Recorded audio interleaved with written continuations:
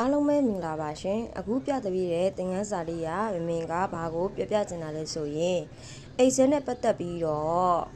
ပေါ့နော် table လေးကိုဘယ်လိုစောင့်မလဲပြီးလို့ရှိရင် free span ကိုဘယ်လိုသုံးလဲဆိုတဲ့ဟာနဲ့အကြောင်းအရာနဲ့ပတ်သက်ပြီးတော့တစ်ချက်ပြပြီးမှဖြစ်ပါတယ်ရှင်အခုမင်ကနံပါတ်က name ရဲ့ address က contact number ရဲ့ remote ရဲ့ဆိုပြီးတော့ရေးထားမယ်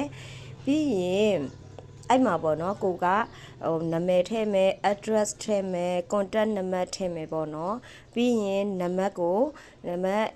တ်နေရာမှာ1 2 3 4ရေးမယ်ပေါ့အဲ့1 2 3 4ကိုရေးတဲ့ခါကျလို့ရှိရင်1 2ရေးပြီးတော့ဒီဘက်ဒေါင်းနာလေးကနေပြီးတော့မှညာဘက်ပေါ့နော်ညာဘက်ဒေါင်းအကွက်ကလေးရဲ့ဒေါင်းနာလေးမှာဖိပြီးတော့ဆွဲလိုက်မယ်ဆိုရင်1 2 3 4ဆိုပြီးတော့ serial number လေးနဲ့ရပါမယ်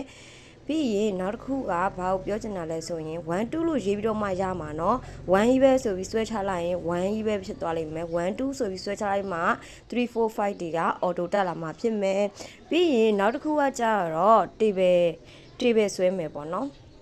နောက်တစ်ခုကမမင်းတို့က table လေးကိုစောင့်မယ်မမင်းပြထားတဲ့အတိုင်းတစ်ချက်လုံးမယ်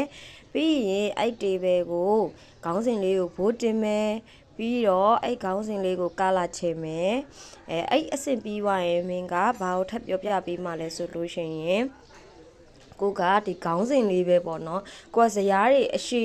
အောက်မှာအများကြီးအခု100 200ထိဥမာနံပါတ်တွေအများကြီးတက်ပြီးတော့လှုပ်ထားရဆိုရင်ကိုကဘိန်းလုံးလေးနဲ့အောက်ကိုဆွဲချလိုက်တယ်ဘေးကဘာသာလေးဆွဲချလိုက်တယ်ဆိုလို့ရှိရင်ခေါင်းစဉ်ကပျောက်သွားတတ်တယ်ပေါ့နော်အဲ့ဒီတော့မင်းက blue free span ကိုဘယ်လိုသုံးလဲဆိုတဲ့ဟာလေးကိုပါတစ်ချက်ပြပေးထားတာဖြစ်ပါတယ်ဒီသင်ခန်းစာလေးကတော့အားလုံးအတွက်အကျိုးရှိမယ်လို့မင်းယုံကြည်ပါတယ်နောက်ပိုင်းဆိုလို့ရှိရင်လည်းကွန်ပျူတာနဲ့ပတ်သက်တဲ့အကြောင်းအရာတွေရုံသုံးပေါ့နော်ရုံသုံးကွန်ပျူတာနဲ့ပတ်သက်တဲ့အကြောင်းအရာတွေကွန်ပျူတာနဲ့ပတ်သက်တဲ့အခြေခံတွေသိလိုက်တဲ့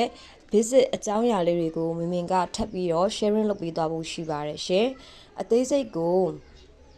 မသိလို့မေးချင်တာရှိတယ်ဆိုလို့ရှိရင်လည်းမင်းကို comment မှာလာပြီးတော့မေးနိုင်ပါတယ်နောက်ပိုင်းဆိုရင်လည်း video class လေးတွေကိုဖွင့်ပေးဖို့ရှိပါတယ်ရှင်မင်းရဲ့ TikTok account လေးကို like and follow လေးနဲ့ကူညီပေးပါအောင်ပြီးတော့မင်းရဲ့အခု YouTube channel လေးကိုလည်း subscribe လေးလုပ်ပြီးတော့အားပေးပါအောင်ရှင် bye bye